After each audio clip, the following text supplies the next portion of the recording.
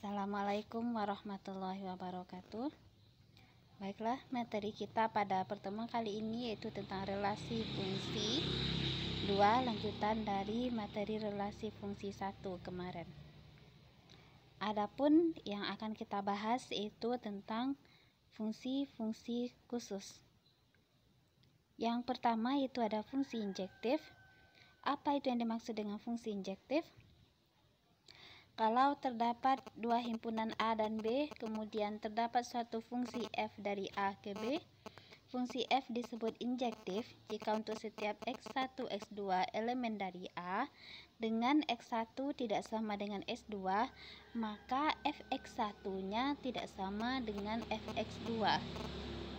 Secara sederhana dapat kita katakan fungsi f itu dikatakan injektif jika masing-masing anggota A punya teman yang berbeda di B. Jadi, tidak ada satupun anggota A yang temannya sama di B.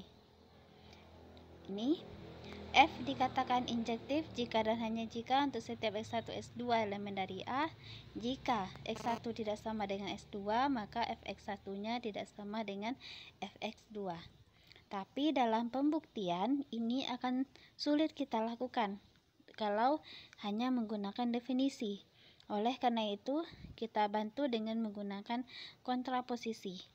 Ingat,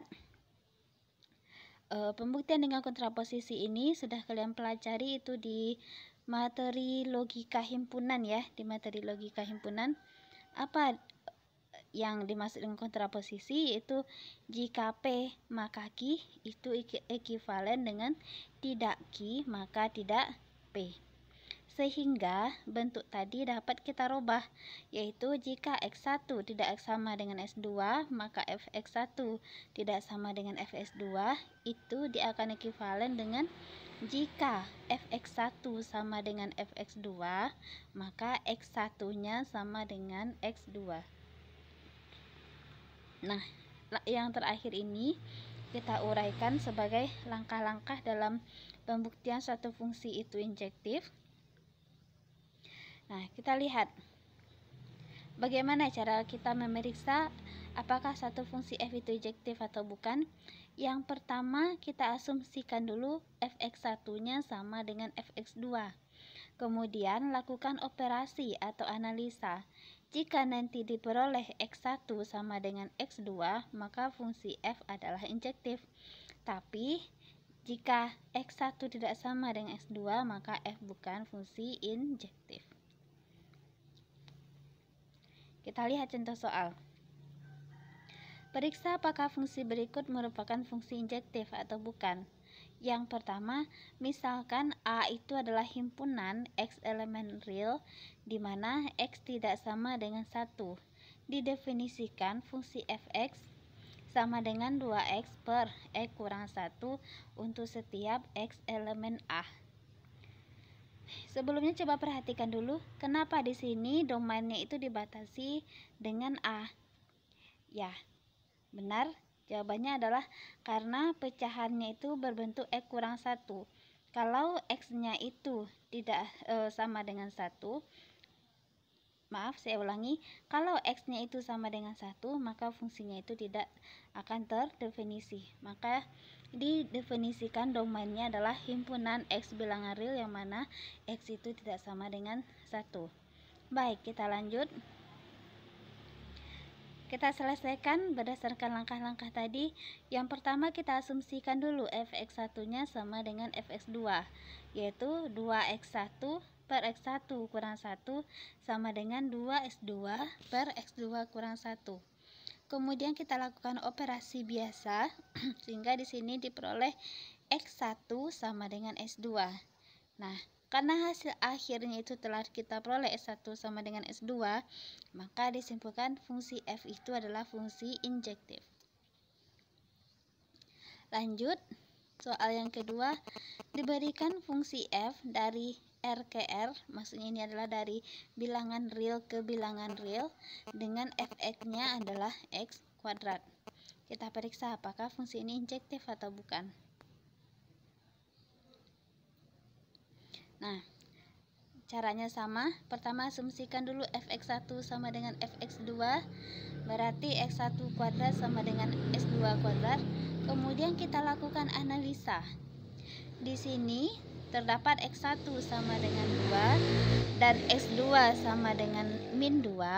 Berarti x1-nya jelas tidak sama dengan x2. Tetapi x1 kuadratnya sama dengan x2 kuadrat. Jelas ya, karena x1 kuadrat berarti 4, x2 kuadrat berarti 4. Nah, jelas kalau x1 kuadratnya sama dengan x2 kuadrat. Berarti ini menyalahi definisi dari fungsi injektif, yaitu x1-nya tidak sama dengan x2, tapi fx1-nya sama dengan fx2. Sehingga kita simpulkan fungsi f ini bukanlah fungsi injektif. Selanjutnya yang kedua ada fungsi surjektif. Apa yang dimaksud dengan fungsi surjektif? Kalau ada dua himpunan A dan B, kemudian ada fungsi yang mengaitkan antara A ke B. Nah, fungsi F disebut surjektif jika setiap anggota B mempunyai kawan di A. Jelas ya, setiap anggota B punya kawan di A.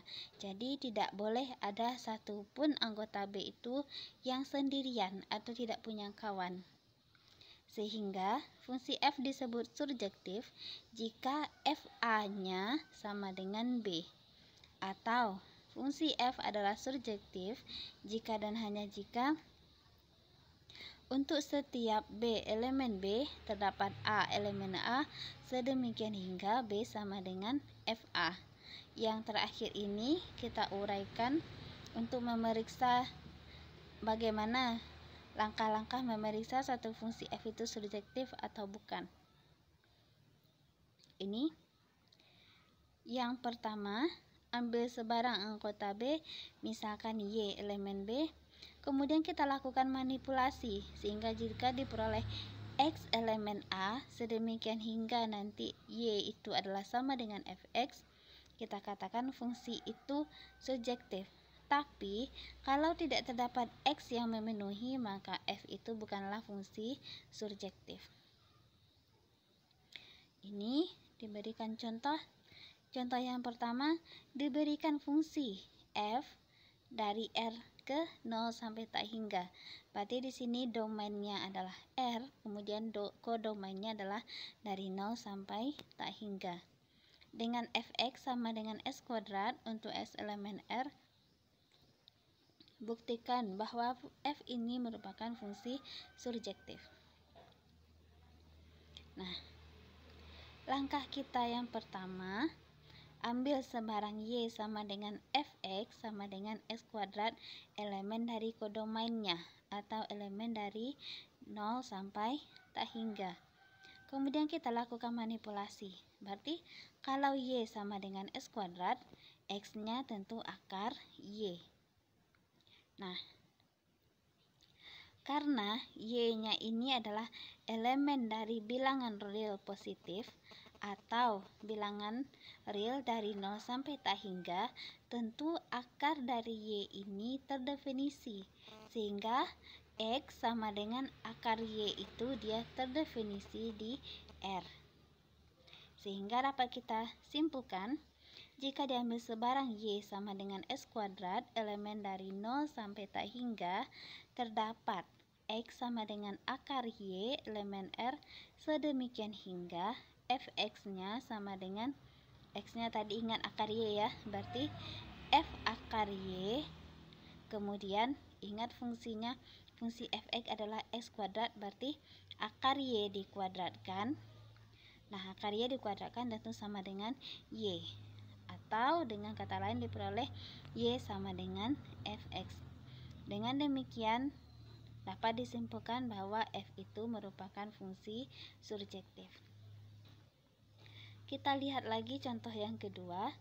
Diberikan fungsi F dari Z ke 0 sampai tak hingga. Di sini domainnya Z atau bilangan bulat, sedangkan kodomainnya adalah 0 sampai tak hingga atau bilangan real positif. Dengan Fx sama dengan S kuadrat untuk X elemen bilangan Z.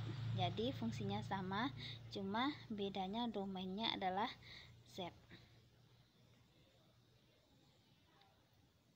Kita lihat. Pertama, ambil sebarang Y sama dengan Fx sama dengan S kuadrat, elemen dari kodomainnya atau elemen dari 0 sampai tak hingga. Kita lakukan manipulasi sehingga diperoleh X sama dengan akar Y. Nah, di sini kita contohkan, kita ambil Y sama dengan 5. Tentu Y ini, yaitu 5 ini, dia adalah elemen dari 0 sampai tak hingga. Tapi X sama dengan akar 5 itu bukan bilangan bulat. Artinya Y sama dengan 5 elemen dari kodomain, tapi dia tidak punya kawan di domainnya, atau dia tidak punya kawan di Z. Dengan demikian dapat disimpulkan bahwa F bukan merupakan fungsi surjektif. Lanjut yang ketiga, fungsi bijektif. Diberikan suatu fungsi f dari A ke B, fungsi f disebut fungsi bijektif jika f itu adalah fungsi surjektif dan injektif. Lanjut, fungsi inverse. Fungsi inverse ini misalkan terdapat fungsi f dari A ke B, maka balikannya yaitu pengaitan G, yaitu dari B ke A, belum tentu fungsi. Nah, perhatikan dulu. Di sini ada fungsi f itu dari A ke B. Kemudian di sana terlihat kalau A1 itu berkawan dengan B1. A2 berkawan dengan B2 dan A3 juga berkawan dengan B2. Kalau kita balik, berarti misalkan ada pengaitan G dari B ke A, tentu ini bukan fungsi. Kenapa? Karena B2 akan punya kawan 2 di A, yaitu A2 dan A3.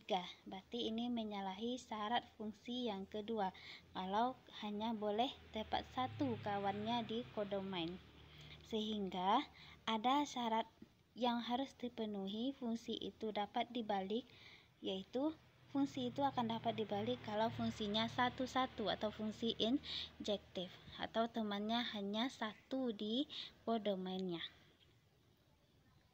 Nah, dari sinilah dapat kita definisikan fungsi inverse, yaitu diberikan fungsi injektif f dari A ke B, fungsi balikannya itu G dari B ke A, dengan definisi G itu sama dengan himpunan B, A elemen dari B cross A, di mana A, B nya adalah elemen F, merupakan fungsi inverse dari F. Kemudian lanjut langkah-langkah untuk menentukan fungsi inverse jika fx nya diketahui. Ini sama dengan langkah-langkah yang telah kalian pelajari di pelajaran kalkulus.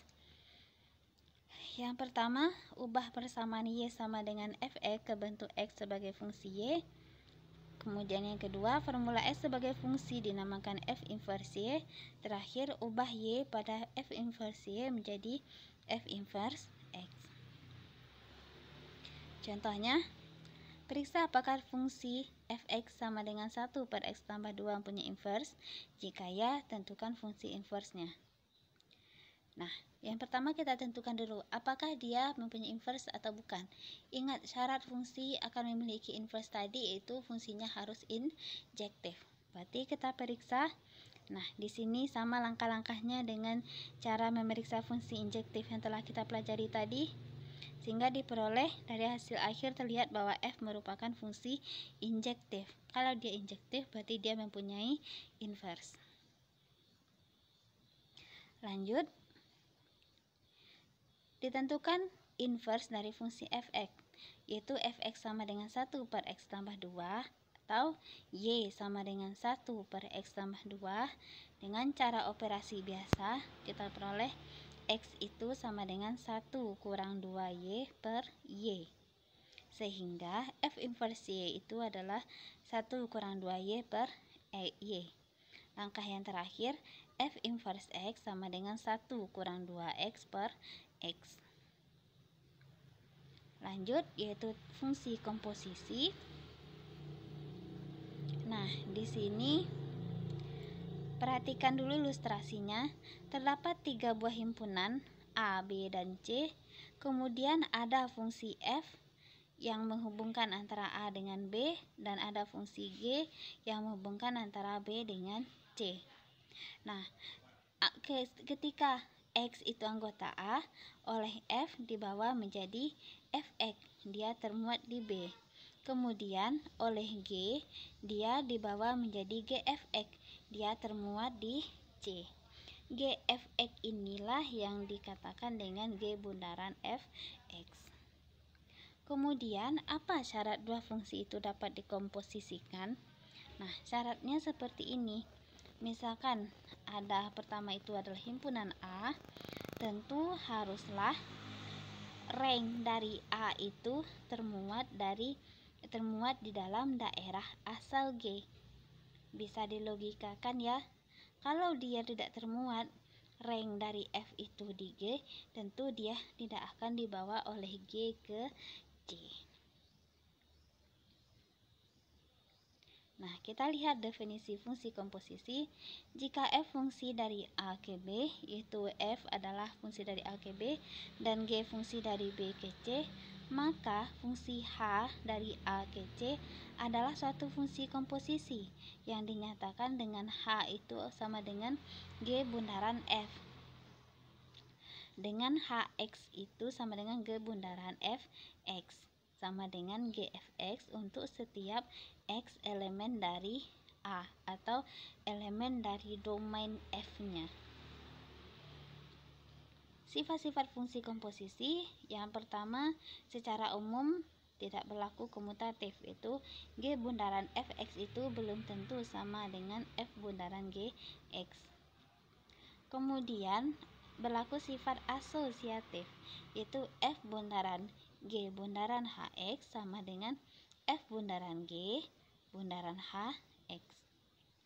Kemudian terdapat fungsi identitas, Ix itu sama dengan X, sehingga F bundaran Ix sama dengan I bundaran Fx sama dengan Fx itu sendiri. Di sini diberikan contoh sifat fungsi komposisi. Nah, diketahui Fx sama dengan X tambah 4 dan Gx sama dengan 2X, tentukan F bundaran Gx dan G bundaran Fx. Kalau F bundaran Gx berarti sama dengan Fgx sama dengan F2X sama dengan 2X tambah 4. Kemudian kebalikannya, G bundaran Fx sama dengan Gfx sama dengan Gx tambah 4 sama dengan 2x tambah 8. Nah, berarti terpenuhi sifat fungsi komposisi yang pertama, yaitu G bundaran Fx itu tidak sama dengan F bundaran Gx. Selanjutnya, inverse dari fungsi komposisi. Jika fungsi komposisi F dan G adalah H, yaitu H sama dengan G bundaran F, maka inverse dari H itu yaitu H inverse sama dengan G bundaran F diinverskan. Perhatikan gambar. Nah, pertama ada 3 buah himpunan tadi ya, ada A, B, dan C. Kemudian oleh F, X di A dibawa menjadi Fx, kemudian oleh G, Fx dibawa menjadi G, Fx. Sehingga kalau kita balikkan, maka akan diperoleh inverse ya. Jadi G itu adalah G inverse X, kemudian F-nya dibalik menjadi F inverse X. Sehingga dari gambar terlihat kalau G bundaran F inverse X itu akan sama dengan F inverse bundaran G inverse X. Nah, cara menentukannya kita lihat ya dengan dua cara tadi. Yang pertama, diketahui Fx-nya sama dengan X tambah 4 dan Gx sama dengan 2X. Tentukan inverse dari fungsi F bundaran Gx. Cara yang pertama, kita tentukan dulu F bundaran Gx-nya. Di sini diperoleh F bundaran Gx-nya adalah 2X tambah 4. Kemudian baru kita inverskan. Di sini diperoleh F bundaran G inverse X itu adalah X kurang 4 per 2. Kemudian cara yang kedua, kita tentukan dulu G inverse X-nya dan F inverse X-nya. Di sini karena GX-nya 2X, diperolehlah G inverse X-nya itu adalah X per 2. Kemudian karena Fx-nya itu adalah X tambah 4, diperolehlah, maaf ini ada salah tulis ya, F inverse X maksudnya itu adalah X kurang 4. Kemudian baru kita lakukan G inverse bundaran F inverse X sama dengan G inverse F inverse X sama dengan G inverse X kurang 4, diperoleh X kurang 4 per 2. Sehingga benar yang kita hukum yang kita peroleh tadi itu kalau F bundaran G inverse X akan sama dengan G inverse bundaran F inverse X. Oke, demikian. Assalamualaikum warahmatullahi wabarakatuh.